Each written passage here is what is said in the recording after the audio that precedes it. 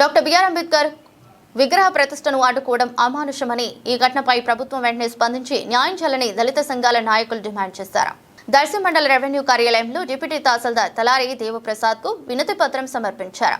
రాష్ట్ర దళిత సేన దర్శి నియోజకవర్గ కమిటీ ఆధ్వర్యంలో నిర్వహించిన ఈ కార్యక్రమంలో నియోజకవర్గ అధ్యక్షులు గర్నేపూడి ప్రేమ్ కుమార్ మాట్లాడుతూ, ప్రకాశం జిల్లా వంగులూరు మండలం నూజిలపల్లి గ్రామంలోని దళిత వాడలో ప్రపంచ మేధావి, భారత రాజ్యాంగ నిర్మాత డాక్టర్ బిఆర్ అంబేద్కర్ విగ్రహాన్ని ప్రతిష్ఠించేందుకు ప్రభుత్వ స్థలంలో నిర్మాణ పనులు చేపట్టగా గ్రామంలోని కొందరు పెత్తందారులతో పాటు అధికారులు ఒత్తాసు పలుకుతూ విగ్రహ ప్రతిష్టను అడ్డుకోవడం అన్యాయమని అన్నారు.